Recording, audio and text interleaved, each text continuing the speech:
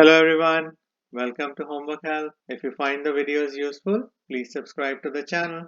So in this video, we'll solve this inequality from the given graph. So in this problem, we have to answer two questions.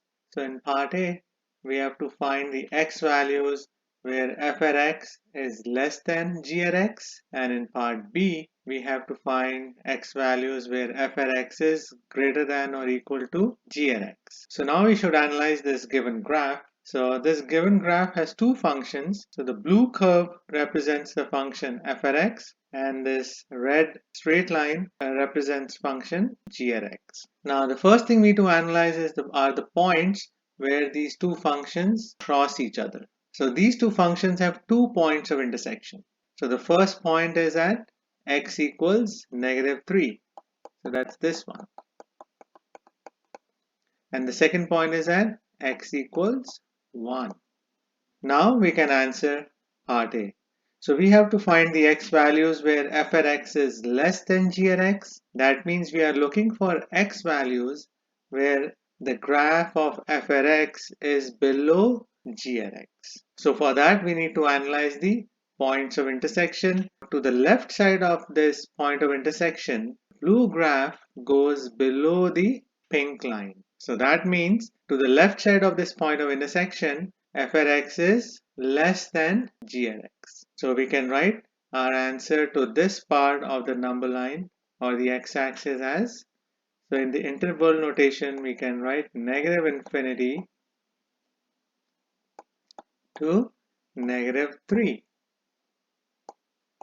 Now -3 is not part of the answer because we have to find the x values where f at x is less than g at x, not less than or equal to. So now there is another part of the x-axis where f at x is below the g at x function, and that is to the right side of the second point of intersection. So on this right side, this blue curve is below this pink line or the red line. So the other interval can be written as the union, and then on the other side we can write 1 to +infinity.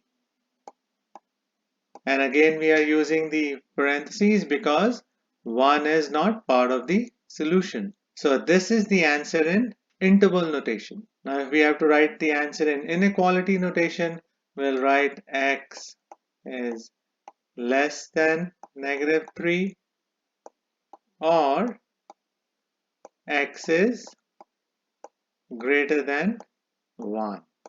So this should be the final answer for part A. So now we can analyze part B.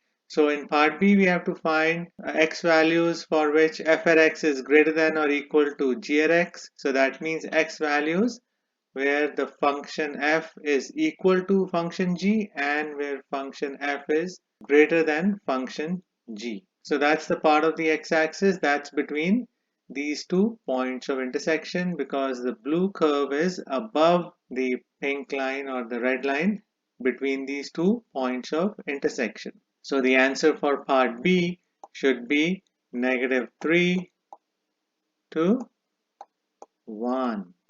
Now in this case, the endpoints -3 and 1 are part of the answer because at those x values, f at x is equal to g at x. So this is the answer in interval notation, and in inequality notation, we'll write the answer as x is greater than or equal to -3 and less than or equal to 1.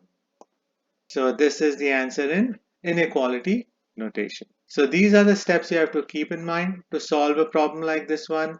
So I hope you'll find this video useful. Please share it, like it, and subscribe to Homework Help. Thank you very much and have a nice day. Bye.